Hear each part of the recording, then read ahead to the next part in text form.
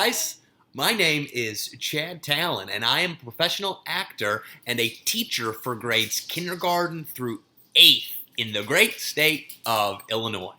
Now, before I had my job in Illinois, I spent 2 years working at the Redhouse Art Center. Now, I did a lot of jobs there. I worked as an actor, I worked as a production manager, but my favorite job that I ever had there was working with the Syracuse City School District and working with students just like you. It was an awesome year of my life, and I miss the kids of Syracuse so much every single day. Well, the wonderful people at Redhouse reached out to me and asked if I would read you guys a book. And now, when I was an actor at the Redhouse, I was in a musical called Seussical the Musical. It is a musical about the stories of Dr. Seuss, with the main focus being around the story Horton Hears a Who. Now, when I was in Seussical at the Redhouse, I played Horton, so it was a show that meant a lot to me, and I had a lot of fun. So, I'm going to read that book for you today. I'll promise not to sing. At least I promise I'll try not to sing. It's so hard because the music is so great. So sit back, enjoy, have a wonderful day, and here is Horton Hears a Who. Horton Hears a Who. On the 15th of May, in the jungle of Newell, in the heat of the day, in the cool of the pool, he was splashing, enjoying the jungle's great noise, when Horton the elephant heard a small noise. So Horton stopped splashing. He looked toward the sound. That's funny, thought Horton. There's no one around.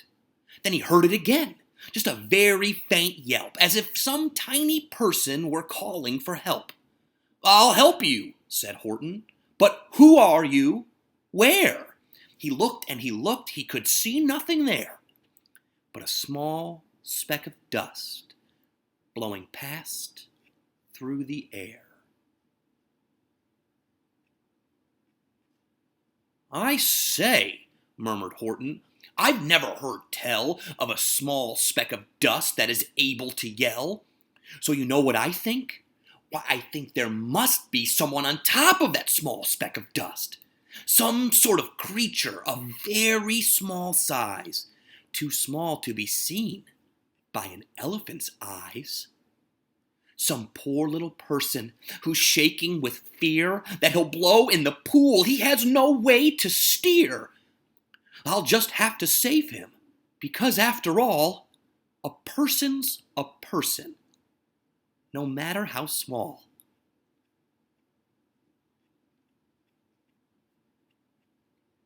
So gently, and using the greatest of care, the elephant stretched his great trunk through the air, and he lifted the dust speck and carried it over and placed it down safe on a very soft clover. Humph! Humped a voice. 'Twas a sour kangaroo, and the young kangaroo in her pouch said, Humph! Too. Why, that speck is as small as the head of a pin. A person on that, why, there never has been. Believe me, said Horton, I tell you sincerely, my ears are quite keen, and I heard him quite clearly. I know there's a person down there, and what's even more, quite likely there's 2, even 3, even 4, quite likely a family for all that we know, a family with children just starting to grow. So please, Horton said, as a favor to me, try not to disturb them, just please let them be. I think you're a fool, laughed the sour kangaroo, and the young kangaroo in her pouch said, Me too! You're the biggest blame fool in the jungle of Newell. And the kangaroo plunged in the cool of the pool. What terrible splashing, the elephant frowned. I can't let my very small persons get drowned. I've got to protect them. I'm bigger than they. So he plucked up the clover and hustled away. Through the high jungle treetops, the news quickly spread. He talks to a dust speck. He's out of his head. Just look at him walk with that speck on that flower. And Horton walked, worrying, almost an hour. Should I put the speck down? Horton thought with alarm. If I do, these persons may come to great harm. I can't put them down, and I won't. After all, a person's a person, no matter how small. Then Horton stopped walking.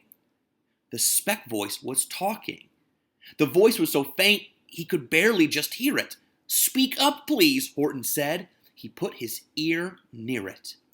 My friend, came the voice, you're a very fine friend. You've helped all us folks on this dust speck no end. You've saved all our houses, our ceilings and floors. You've saved all our churches and grocery stores. You mean, Horton gasped, you have buildings there too? Oh yes, piped the voice, we most certainly do. I know, called the voice, I'm too small to be seen, but I'm mayor of a town that is friendly and clean. Our buildings to you would seem terribly small, but to us who aren't big, they are wonderfully tall. My town is called Whoville, for I am a Who, and we Whos are thankful and grateful to you. And Horton called back to the mayor of the town, You're safe now, don't worry, I won't let you down. But just as he spoke to the mayor of the speck, 3 big jungle monkeys climbed up Horton's neck. The Wickersham brothers came shouting, What rot! This elephant's talking to Whos who are not. There aren't any Whos, and they don't have a mayor, and we're going to stop all this nonsense, so there. They snatched Horton's clover. They carried it off to a black-bottomed eagle named Vladikoff, a mighty strong eagle of very swift wing, and they said, Will you kindly get rid of this thing? And before the poor elephant could even speak, the eagle flew off with the flower in his beak.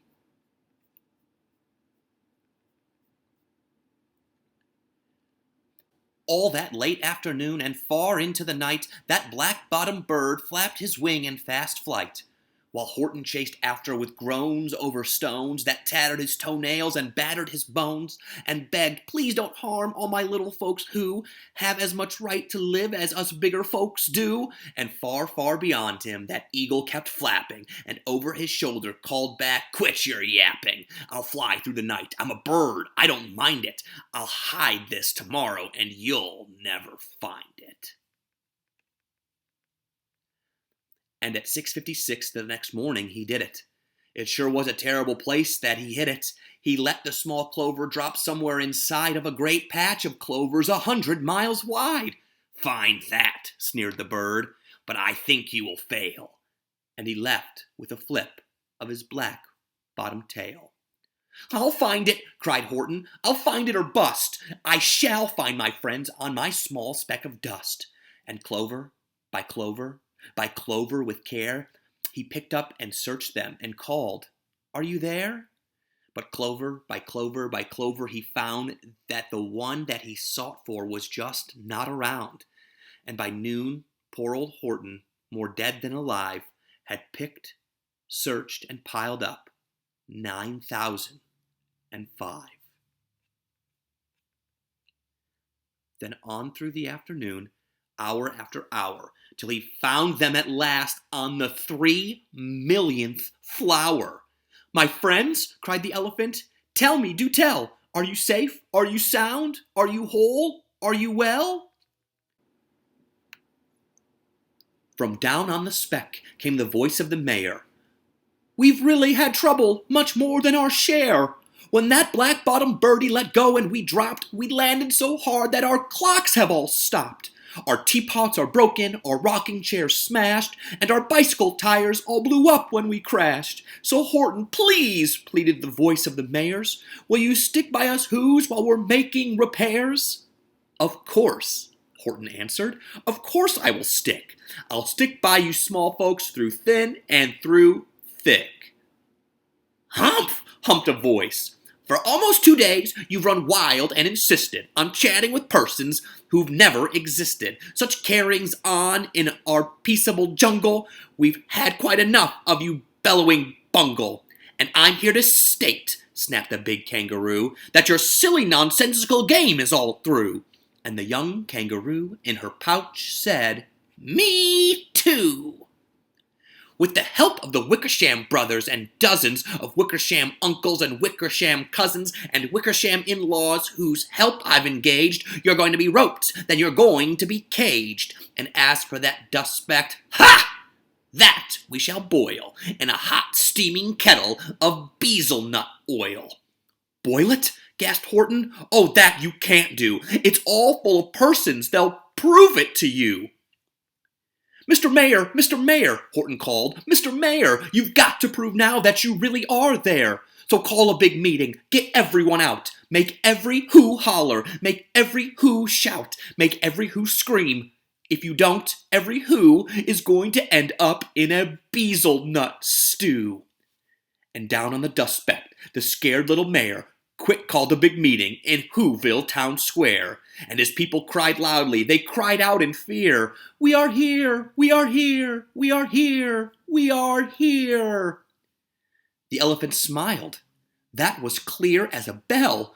You kangaroos surely heard that very well. All I heard, snapped the big kangaroo, was a breeze and the faint sound of wind through the far distant trees. I heard no small voices, and you didn't either. And the young kangaroo in her pouch said, Me neither. Grab him, they shouted, and cage the big dope.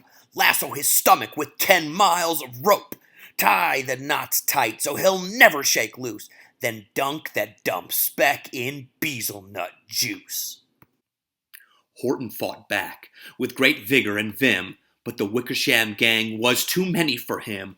They beat him, they mauled him, they started to haul him into his cage, but he managed to call to the mayor, "Don't give up, I believe in you all. A person's a person no matter how small, and you very small persons will not have to die if you make yourselves heard, so come on now and try." The mayor grabbed a tom-tom, he started to smack it, and all over Whoville they whooped up a racket. They rattled tin kettles, they beat on brass pans, on garbage pail tops and old cranberry cans. They blew on bazookas and blasted great toots, on clarinets, oompas and boompas and flutes. Great gusts of loud racket rang high through the air. They rattled and shook the whole sky, and the mayor called up through the howling and hullabaloo, "Hey, Horton, how's this? Is our sound coming through?" And Horton called back, "I can hear you just fine, but the kangaroo's ears aren't strong quite as mine. They don't hear a thing. Are you sure all your boys are doing their best? Are they all making noise? Are you sure every who down in Whoville is working? Quick, look through your town. Is there anyone shirking?" Through the town rushed the mayor from east to the west, but everyone seemed to be doing their best. Everyone seemed to be yapping and yipping. Everyone seemed to be beeping or bipping, but it wasn't enough. All this ruckus and roar, he had to find someone to help him make more. He raced through each building. He searched floor to floor. And just as he felt he was getting nowhere and almost about to give up in despair, he suddenly burst through a door, and that mayor discovered one shirker quite hidden away in Fairfax Apartments, apartment 12J. A very small shirker named Jojo was standing, just standing and bouncing a yo-yo, not making a sound, not making a yip, not a chirp, and the mayor rushed inside and grabbed the young twerp. And he climbed with the lad up the Eiffelberg Tower. "This," cried the mayor, "is your town's darkest hour, the time for all who have blood that is red to come to the aid of their country," he said. "We've got to make noises in greater amounts, so open your mouth, lad, for every voice counts." Thus he spoke as he climbed. When he got to the top, the lad cleared his throat and shouted out, "Yop!"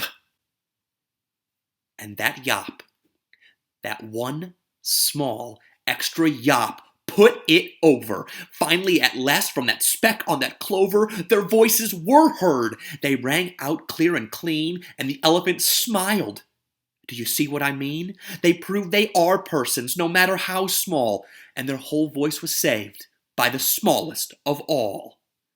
How true, yes, how true, said the big kangaroo. And from now on, you know what I'm planning to do?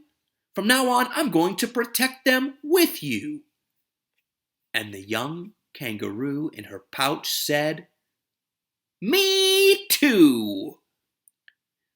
From sun in the summer, from rain when it's fallish, I'm going to protect them, no matter how smallish. The end. Well, that was Horton Hears a Who. I hope you guys enjoyed it. I know that my dog Addie sure did. So guys, thank you so much for letting me read to you. I want you to be safe.